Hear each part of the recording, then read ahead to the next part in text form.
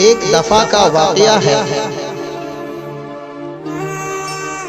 कि पुराने जमाने में एक ऐसा शख्स था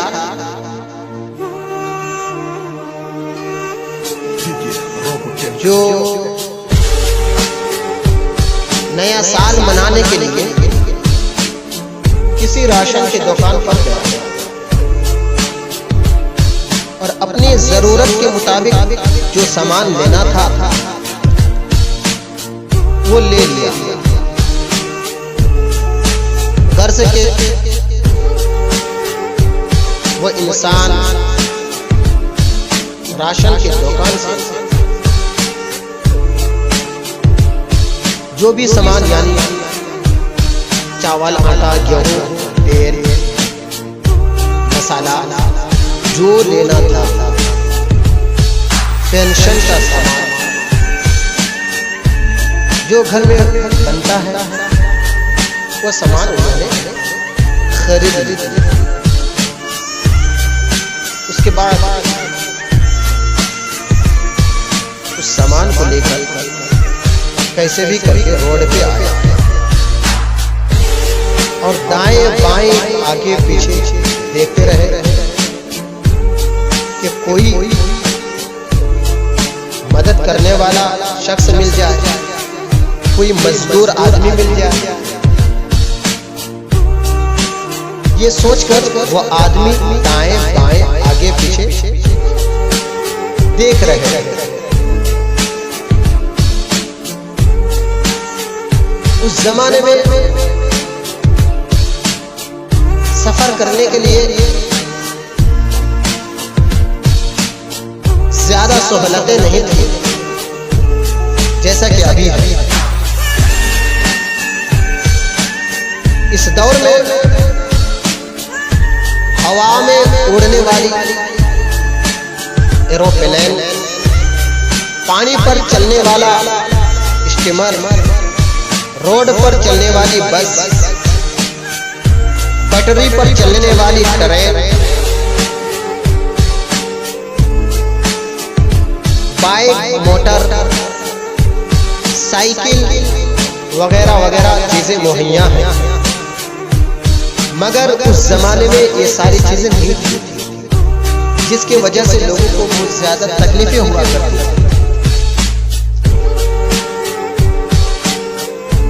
वो इंसान सामान लेने का तो ले लिया, राशन लेने का तो ले लिया, मगर उस सामान को, उस राशन को उठाकर घर तक लाना उसके लिए मुश्किल था, उसके लिए दुश्वारी थी, उनके लिए परेशानी की बात थी कि वो कैसे ले सके जाए। नया साल की खुशी में उन्होंने खुशी खुशी वो सामान खरीद कर इकट्ठा किया। अब रोड में जब वो इंसान इधर उधर देख रहे थे, एक गरीब बच्चा, मुसलमान सच्चा, इस्लाम का एक नूर, इस्लाम का एक पहचान, उसने सोचा कि ये आदमी परेशान नजर आ रहा है। वो बच्चा दौड़ते हुए आया और उस शख्स से कहा कि साहेब, आपको कोई तकलीफ है, कोई परेशानी है?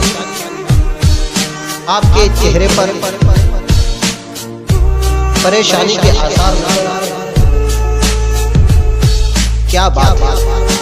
वो शख्स ने कहा कि नया साल के खुशी में मैंने राशन खरीदा, सामान खरीदा, अब इस सामान को घर तक ले जाने के लिए मैं एक मजदूर की तलाश कर रहा हूं, एक नौकर को देख रहा हूं कि कहीं मिल जाए और मेरा सामान मेरी मंजिल तक पहुंचा जाए, मेरे घर तक पहुंचा। तो वो बच्चा ने कहा कि ये काम मैं कर लूंगा। तो वो शख्स ने कहा कि मजदूरी कितना लेना? तो बच्चा कहने लगा कि साहब, मैं 3 दिरहम ज्यादा भी नहीं, इससे कम भी नहीं।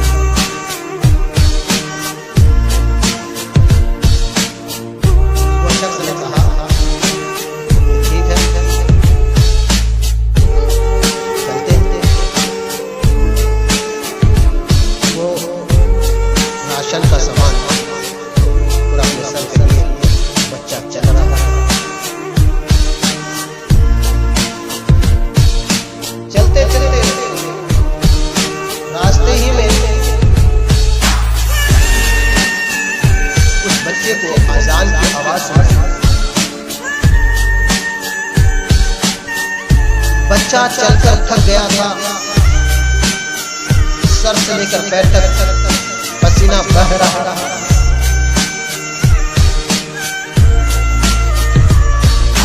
और जब अजान की आवाज आई तो बच्चा सामान को नीचे रखा, अपने साहिब से कहा साहिब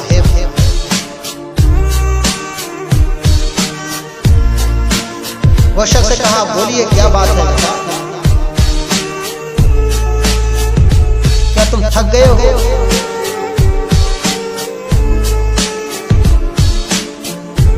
तू परेशान हो गया है, तू मेरा सामान मेरी मंजिल तक नहीं पहुंचा सकता। तू कम उम्र का बच्चा है, तू मेरा सामान मेरी मंजिल तक नहीं पहुंचा सकता। तो बच्चा कहने लगा कि साहब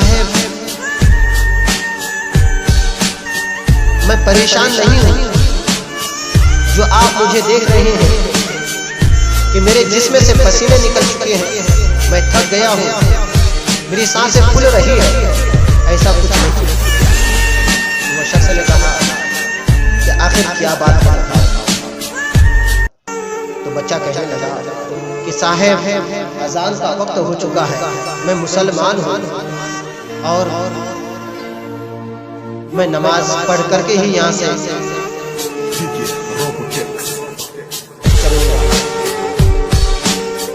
मैं नमाज पढ़ने के बाद ही बाकी सफर का आगाज करूंगा,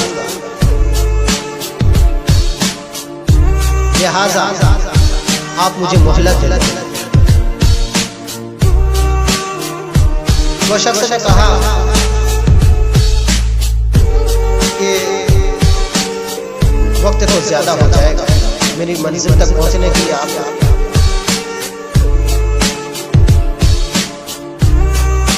तकलीफ ना दूं तो बेहतर है। मैं दूसरा आदमी को तलाश कर लेता हूँ, मैं दूसरे मजदूर को ढूंढ लेता हूँ। बच्चा कहने लगा साहिब मैं गरीब बच्चा हूँ, मैं घर का एक चश्म चिराग हूँ, अगर मैं मजदूरी करके घर नहीं गया, कुछ पैसे लेकर के घर नहीं गया, मेरी अम्मी भूखी रह जाएगी। आप हो सके तो मुझे 1 दिरहम कम दे दीजिए, 2 ही दिरहम देना, मगर मुझे नमाज पढ़ने के लिए सहूलत दे दी जाए, मुझे नमाज पढ़ने के लिए इजाजत दे दी जाए।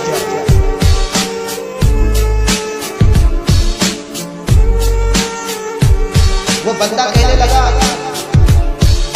कि ऐ लड़के, तुमने कहा था कि 3 दिरहम से मैं ज्यादा नहीं लूंगा, कम भी नहीं लूंगा, अभी 1 दिरहम कम क्यों कह रहा? बच्चा कहता है कि साहब अगर मैं 3 दिरहम लेकर के घर चला जाऊं और वक्त पर नमाज ना पढ़ूं तो मेरी अम्मी मुझसे पूछेगी बेटा तुमने जो ये पैसा कमा करके लेके आया है तो क्या आज तुमने एक वक्त की नमाज कज़ा किया है? अगर मैं नमाज को कज़ा करके कुछ पैसे कमा कर अपनी अम्मी के हाथ पर रख दूं, मेरी अम्मी ये पैसे मेरे मुंह पर मार देगी और कहेगी कि ये पैसे हमें नहीं चाहिए, जिससे अल्लाह को मंजूर ना हो। ये पैसा तुमने नमाज छोड़कर कमाई है, जिससे रब तबारक व तआला नाराज हुआ है, जिससे रब्बे कदीर नाराज हो चुका है। मैं रब को नाराज करके ये पैसा नहीं लूंगी, भूखी रह जाऊंगी, मरना गवारा करूंगी, मगर मुझे तुम्हारे पैसे की जरूरत नहीं है। मेरे लिए खुदा काफी है कि वो भूखा उठाता है, मगर भूखा किसी को सुलाता नहीं है। इसलिए साहेब मुझे 1 दिरहम कम दे दीजिए, मगर मुझे नमाज पढ़ने की इजाजत दे दीजिए। बच्चा नमाज पढ़ने के लिए जाता है, वह शख्स नमाज पढ़ने की इजाजत दे देता है। जब वो बच्चा नमाज पढ़ने के बाद फिर अपने बाकी सफर को शुरू करता है।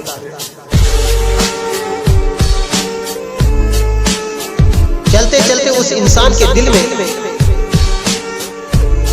एक अल्लाह रब्बुल इज्जत का, एक अल्लाह रब्बुल इज्जत की ऐसी बात उसके ज़हन में गर्दिश कर रही है कि ये बच्चा देखने को मिलता है, मगर है तो कमा। अल्लाह पाक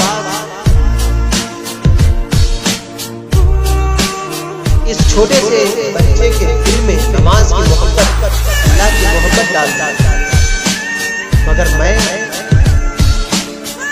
अल्लाह को कभी नहीं पुकारा, कभी अल्लाह को दिल से याद भी नहीं किया, कभी अल्लाह के बार बस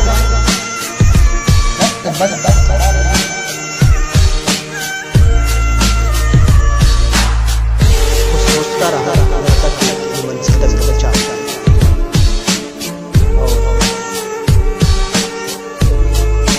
बच्चा कहने लगा साहेब मंजिल तो पहुंच गए, मेरा रकम मुझे दे दो, मैं वापस चला जाऊंगा। वो शख्स इत्मीनान के साथ कहा, पुरसुकून लबो लहजे में कहा कि बेटे क्या तुम मेरे घर में खाना खाकर के नहीं जा सकते? बच्चा कहने लगा ठीक है, खाना खाकर चले जाते। वो शख्स अपने बेगम को बुलाया और कहा कि ये वो बच्चा है जिसने हमारे बकरी को यहाँ तक लेके आया, जो हमारे सामान को यहाँ तक लेके आया, जो हमारे राशन को यहाँ तक लेके आया है। ये प्यारा बच्चा है, दिल का सच्चा है, खुदा का नेक बंदा है।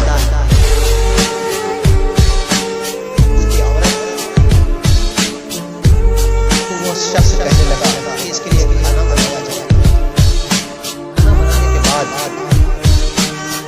खिला देता। जब वो बच्चा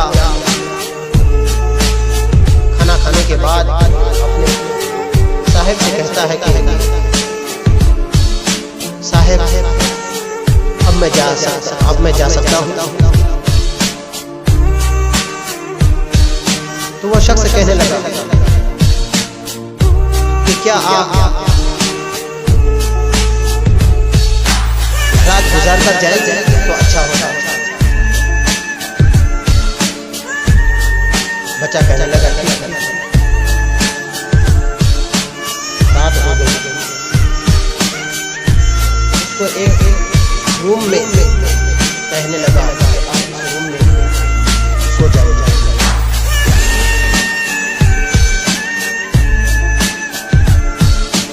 जब ये लड़का अपने रूम में आया तो अल्लाह के बारगाह में अपने हाथों को उठाया और कहा मौला तेरा लाख लाख शुक्र है, तेरा लाख लाख एहसान अज़ीम है कि तूने मुझे इस घर में खाना खिलाया और इस साहिब के पास हमें नौकरी दी। तेरा शुक्र अज़ीम है, तेरा शान बुलंद है, तेरा मर्तबा नवाज़ा। अल्लाह का शुक्र बजा लाया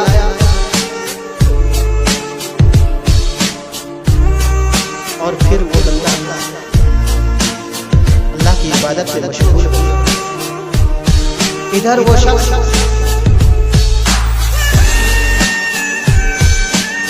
अपनी बेगम से कहा कि मेरी प्यारी बेटी कहाँ है? इसकी एक लड़की थी जो हाथ से कमजोर हो गए थे, पैर से चल नहीं सकते, फालज की बीमारी थी।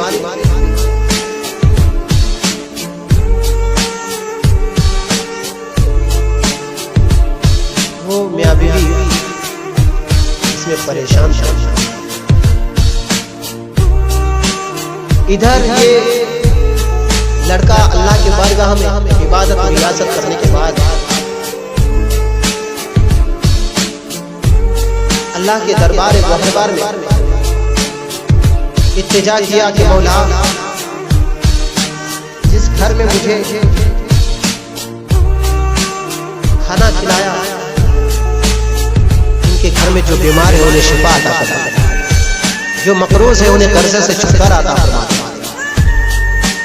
अल्लाह के बारगाह में उन्होंने दुआ की, अल्लाह रब्बुल इज्जत के बारगाह में ये लड़का मुनाजात करते रहे अल्लाह से। और उधर जब वो शख्स अपनी बेटी के पास पहुंचा तो अपनी बेटी से कहा, मेरी नूरे नजर लखते जिगर, मेरी प्यारी बेटी, मेरे साथ एक लड़का आया है जो बहुत ही प्यारा है, जो खुदा का नेक बंदा है। पूरे वाक़या उसको सुनाया। उसकी बेटी अल्लाह के बारगाह में कहती रही कि जरूर मैं ऐसे बंदे को देखूंगी जो अल्लाह के इतने मकबूल है, जो अल्लाह की चाहत में इबादत में रियाजत में मुब्तला रहते हैं, अल्लाह का डर अपने सीने में बसाए रहते हैं। इधर ये बंदा लड़का अल्लाह के बारगाह में मुनाजात करने के बाद हो गया। सुबह जो ये साहेब अपने लड़की के पास चाय नाश्ता लेकर के जाने वाले थे, ये अपने रूम से उठने से पहले उनकी बच्ची चाय नाश्ता का जुगाड़ करके अपने वालिद मोहतरम के कमरे पर पहुंचती और नाश्ता पानी पेश करती। उसका बाप देखकर हैरान और परेशान हो जाता, ये क्या माजरा है, ये कैसी बात है, ये क्या मैं अजूबा दिख रहा था।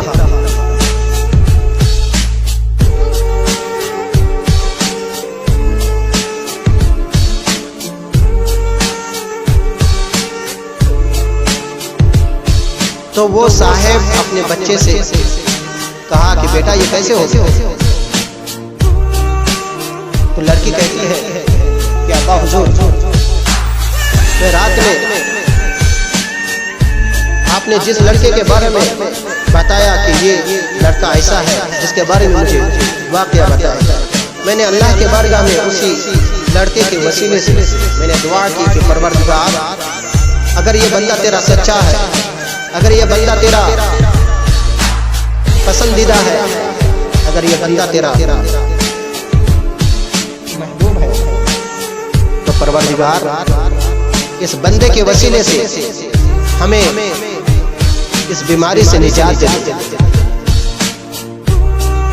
इस बीमारी से शिफायाब कर दे।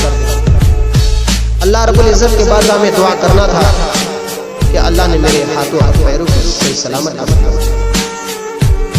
उसके बाद फिर वो साहेब और उनकी लड़की पूरे अहले खाना उस बच्चे को देखे रूम में तो हाई नहीं। उसमें एक लेटर लिखा हुआ था कि अब मेरा राज फाश हो गया है, अब मुझे यहाँ रहना ठीक नहीं है, बच्चा चला गया।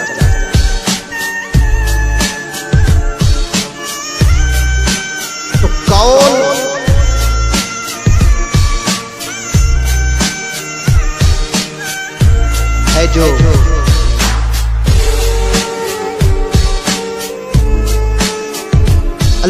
इज्जत अपने बंदे को किस हालत में अपने बंदे की मदद करने के लिए भेज देता है, ये कह नहीं सकते।